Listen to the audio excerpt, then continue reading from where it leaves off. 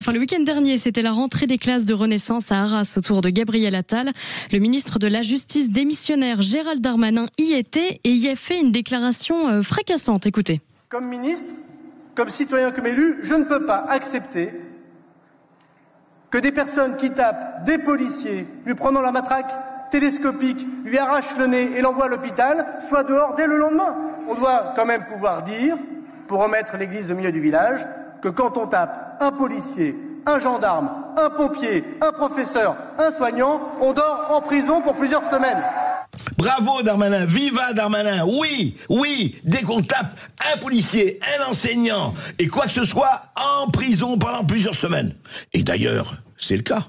Ça a été le cas pendant tout le temps. Vous avez été ministre de l'Intérieur. Ou maintenant, écoutez, c'est très simple. Entre janvier et fin juillet 2024, la moyenne était de 23 agressions par jour. Je dis bien 23 agressions par jour sur des policiers, des agents de force de l'ordre.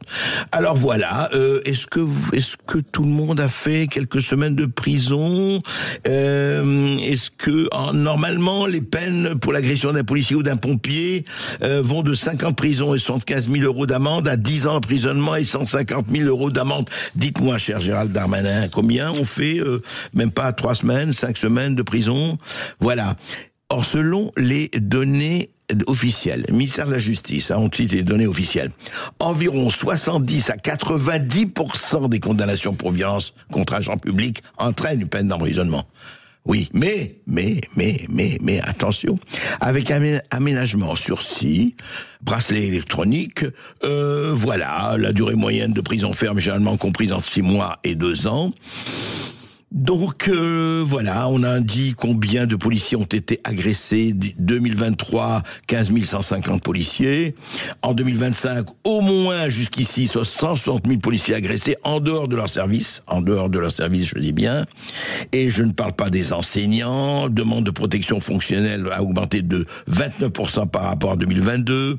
Et voilà, suite à des atteintes à l'intégrité physico-morale. Je rappelle quand même que 37 700 enseignants ont déclaré avoir reçu des menaces en 2020-2022.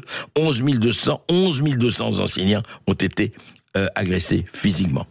Alors ça s'appelle quoi ça? Ça s'appelle, est-ce que vraiment aujourd'hui, comment il se fait que ça continue comme ça, qu'on sait très bien que la plupart ne font pas effectivement des peines de prison ferme, ne font pas, c'est toujours très souvent ou trop souvent aménagé.